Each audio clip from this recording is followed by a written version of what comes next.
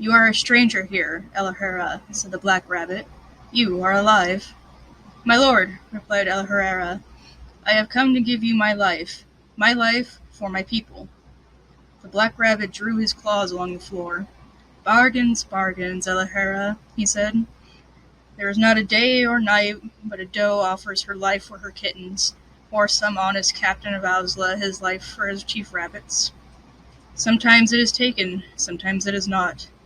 But there is no bargain, for here what is what must be." So that was an excerpt from Watership Down by Richard Adams.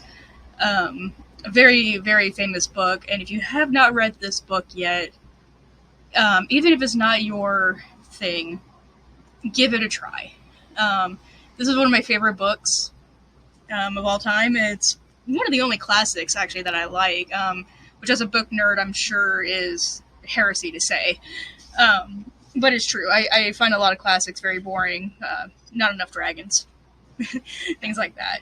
Watership Down is probably one of the best books I've pretty much ever read. Well, okay, I wouldn't say that. It has its problems, which I will go into later. But for now, let's just dive right into it. What to say about Watership Down that hasn't already been said by hundreds and hundreds of people? It's a gripping tale of a small band of rabbits that are pushed from their homes due to human activity. And I know we're all kind of used to the whole man bad, man destroys things sort of rhetoric. As true as it is, I understand that a lot of people are just done with it overall. It's been used over and over and over again. So I can understand how some people would find that very boring to read about. But the human aspect in Watership Down is very minimal, I'll say. And this is because the rabbits, I should say, the rabbits don't have a whole lot of understanding about them. So it rarely comes up. They only know what they see. So this is in their perspective. They see humans destroying things, so they think that's all they do. Which I know, for a lot of people, may not be an excuse for it.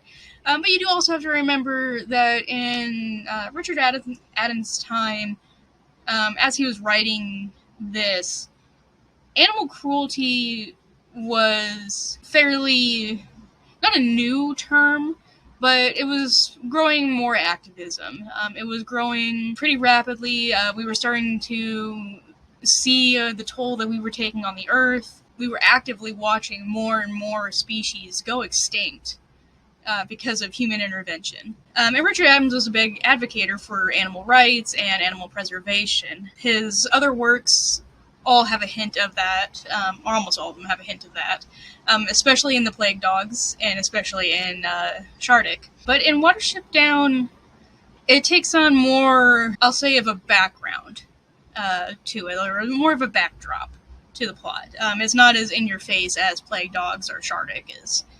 So Watership Down is a story about Hazel and Fiver, primarily. Hazel and Fiver are two rabbits, they're brothers. They live in Sandalford Warren. Sandalford is actually a real place. The apartments that end up being built there are real. So Richard Adams initially told this story, I should say, to his children when they would go on long car rides through the country.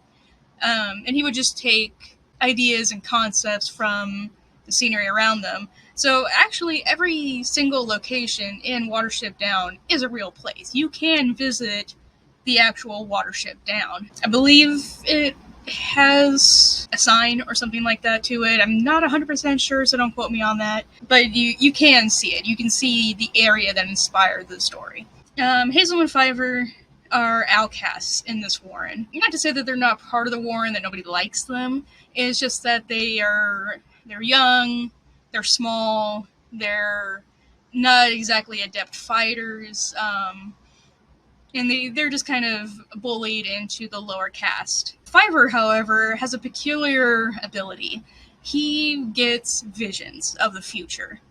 And one night in the warren, he sees a vision of the warren being destroyed. He doesn't know what it is exactly, he just knows that something bad is coming.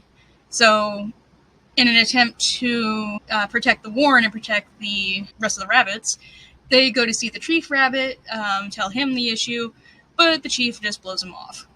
Now Fiver convinces his brother Hazel that they need to go and they need to take as many rabbits as they can with them. So they go around telling rabbits that something bad is coming, and they manage a small band. A few nights later, they gather the other rabbits that have agreed to join them. They manage this small band, they escape the warren, and they go on an adventure to find a new home. Fiver sees another vision of the home that they are meant to belong to, and it is Watership Down. It is a down about a 3 or 4 days journey away, which doesn't sound like a whole lot when you consider how far away it is. But when you are a rabbit, it's a long, long way. Rabbits don't typically travel all that much. They are very much homebodies. And they don't like being outside for very long periods of time. And that is something else that is interesting about Watership Down, is the danger presented in the book doesn't initially seem all that dangerous, but you have to remember that this is for a rabbit's perspective.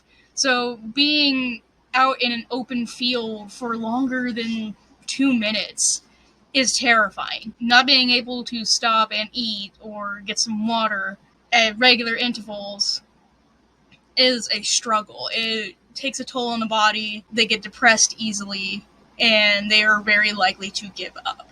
Unfortunately, it isn't much like the movie where there was just blood and gore everywhere. You have to remember that it's a little bit more mental for the rabbits. So if you can get yourself into that mindset, then it's a lot more harrowing. So as they continue through, they meet a bunch of different characters. And I'm sure, as you all are aware, they meet the infamous General Woundwort. And then that ends up starting a war between the rabbits of Watership Down and the General of Ephrafa, which is another warren nearby that runs pretty much like just a slave camp. Ephrafa is a very unique rabbit settlement. As you could say, a rabbit warren. It is run with a very strict code. Everybody is placed in a mark, as depicted by whatever scratch is on whatever part of your body, and you are only allowed to be outside at certain times. When your mark is allowed to be outside, you are watched constantly. If you are a doe, you aren't really allowed to do much other than breed. And from there, it is just depressing. There's no way for rabbits to live, especially wild rabbits. So Hazel and his band decide that they need does, because they did not bring any does along. Does being female rabbits, I should say. Just a quick biology lesson for you, I suppose, or a zoology lesson. Male rabbits are called bucks. Female rabbits are called does. And you would think along that lines that baby rabbits would be called fawns, but they are called kittens. Zoology is fun. So they need females to reproduce with and keep the warren alive. So that is the whole reason that they go into Ephrafa, and they decide to help as many rabbits as they can. So that is the basic premise. So let's go ahead and go through the characters real quick. Every character is great in its own way. Even if they are just background characters that serve to be other voices in the warren, everybody has a place. There's nobody that's really just meant to be a side character. Everybody has a reason to be there. So let's start with Hazel. Hazel is the leader of the group. He is a leader, but he didn't exactly want to be the leader. He was just kind of fell into that position, since it was him that convinced everybody to agree with his brother's vision and to go on this journey. He's very level-headed for a rabbit, which is a little bit unusual. Most rabbits tend to act first, think later. But he's very clever, he's very level-headed, and he likes to think before he acts. In stark contrast is Bigwig, who very much likes to act before he thinks. Bigwig is clever in his own way as well, but he's more tactfully clever, fighting and being able to escape danger or defeat danger. And then there's Fiver, and little Fiver. I love Fiver, he's probably my favorite. Poor little Fiver is small, he's weak, but he gets these visions, and it takes a large toll on his mental health. He struggles to fit in, even in an exiled group. He's also a little feared by a lot of people, and he doesn't really like that. Dandelion is a bit more of a more support character. He is actually the one that tends to tell these stories of El Herrera, which is sort of a rabbit god in a way, but I'll get to him and Frith in a moment. And then there is Blackberry, who is another main component of the story.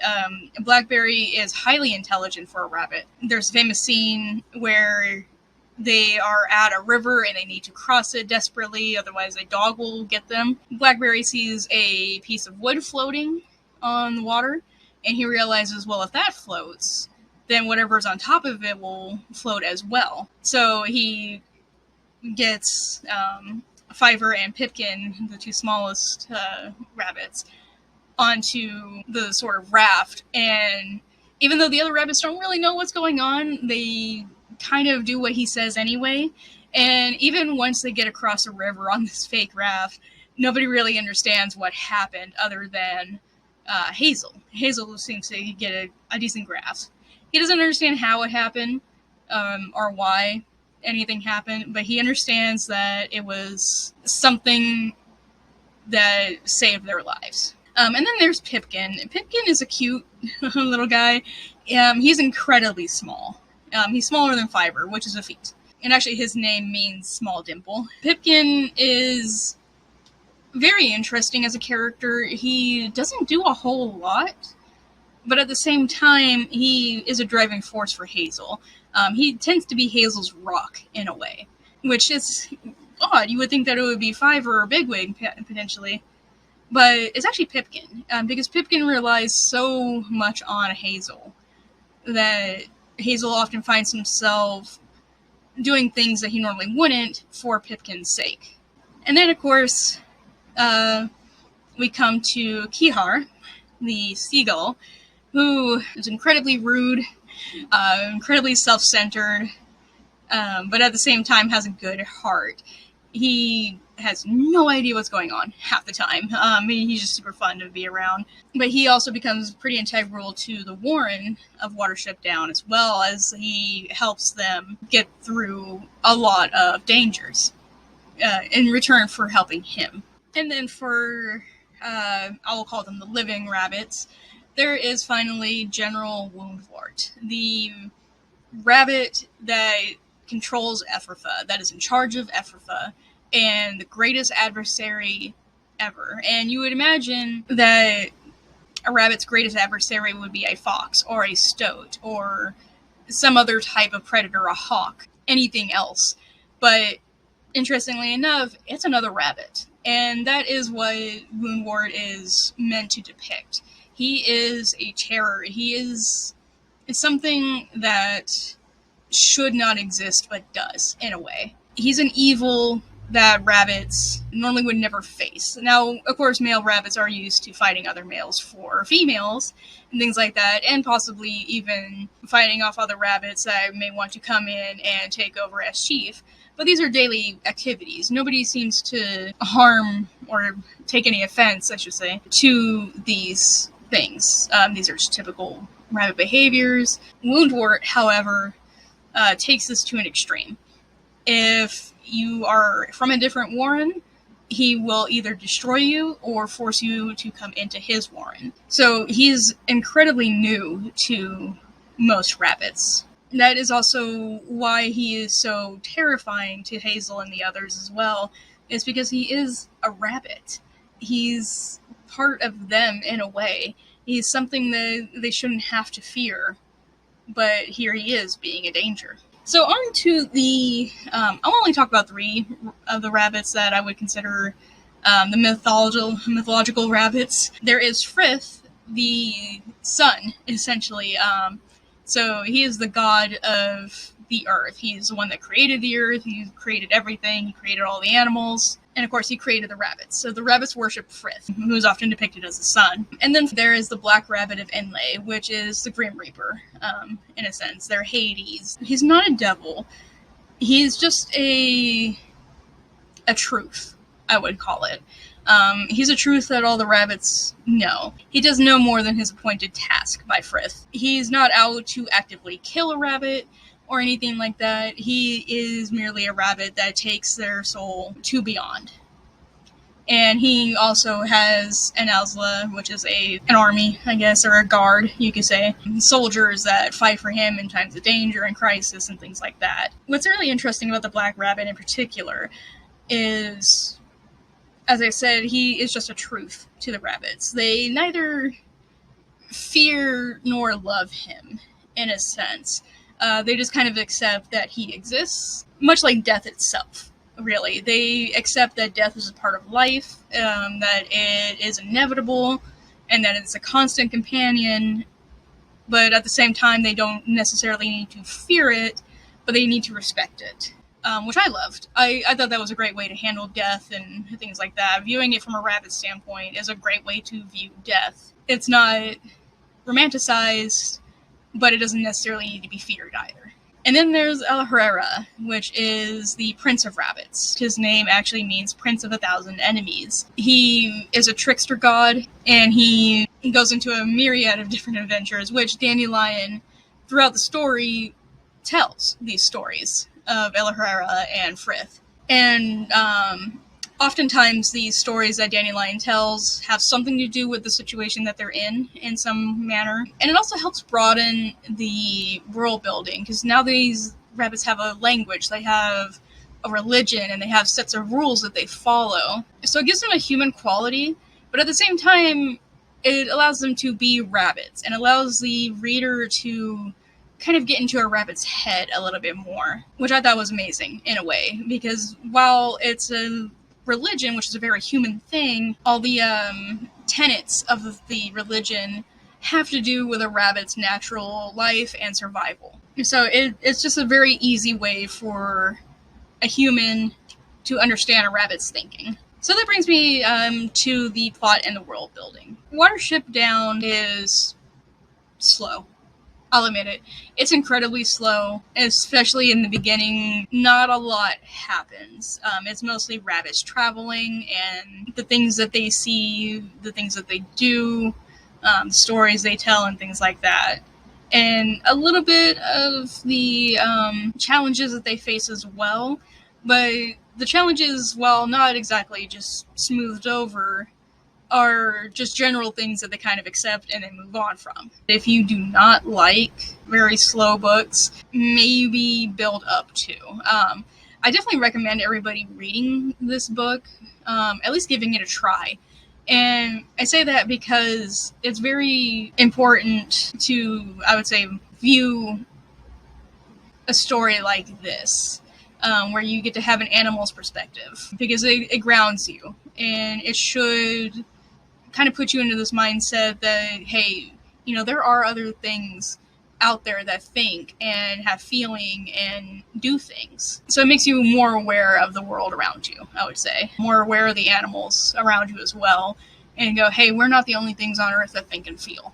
So the plot itself is interesting too, because while it is slow, it dives into human activities and nature. It dives into a myriad of different things, really. It talks about friendship and love and being free, accepting one's fate, and things like that. It talks about life and death. It just talks about a whole mess of life lessons that once in a while, or at some point in your life, you're going to have to get through. Which is why I believe a lot of people consider this a kid's book, and it is. The violence in the book, I would say, is muted quite a bit. The movie, obviously, hyped up a lot of it, because you actually got to see the blood and see things. And while death and things like that are around, again, the rabbits just kind of take it as life. They take it as fact. That is just how things are. So they don't see it the way we would normally see it. So it's an interesting plot. The world building, though, is probably my favorite aspect of it. The religion is very nicely thought out, and Richard Adams has said about the language that he just made it up. It's not really meant to be some grand language, but it's enough that you can actually pick out a sentence from the rabbits. So there are a few sentences that the rabbits say, especially towards the end. And while most books of Watership Down have a glossary in them, or they have footnotes that explain the rabbit's language, even if you don't have that, you, through context clues, you can easily infer what is being said. So you don't need to, I would say, put a lot of thinking power into it, but it takes a bit of context clues. As I said before, it is slow, but towards the middle and the end is when it really starts to pick up and the danger ramps up a little bit more. There is a lot more dangers and things like that. There's also a lot more in terms of the relationships of the rabbits as well. So you get to see the camaraderie a lot more in the rabbits, especially after all they've been through. While it is my favorite book, or one of my favorite books, I can understand that it's not for everybody. It does have its issues. It's slow. It talks way more about plants and nature and things of that sort than a book like this probably should. It also has a weird narrative structure. The narrator is a third-person omniscient sort of narrator, and occasionally it will talk to the reader itself, which isn't seen a whole lot anymore because it's a little disjointing from the story. But you do have to remember what time era it was written in as well. This would have been a rather popular form of writing and things like that. So it would just be something you would have to get used to. So all in all, I would definitely give this a 5 out of 5. It does have its quirks, so be prepared for some bumps in the road, maybe some struggles that you might have with understanding certain things. But if you can go for the ride and just allow yourself to be immersed in this world, and then you'll have a great time. And as a quick note too, with the folklores that are told throughout the story that build the religion up for the rabbits, I will admit they can occasionally stop the story dead. There are times, especially when Dandelion is telling the story right in the middle of a grander event happening, which is a little disarming at first, but as I said, just kind of let it happen, because it will have an effect on either the plot or a rabbit in particular. So that would be my review for Watership Down. I definitely encourage anybody to give it a try. You don't necessarily have to finish it. It's not for everybody, obviously, but it is something that I think everybody should attempt to read at least once in their lives. Just a few pages, just so you can see what's going on, is perfectly fine and perfectly valid as well. And let me know what you think about it. Go ahead and go in the comments. Let me know what your favorite part was, what your favorite rabbit is, your favorite story in the story. That makes sense. And let me know anything you want to tell me about it, really. So yeah, that would be it for today. Thank you so much for coming in to Plot Twist, and have a wonderful day. Keep reading.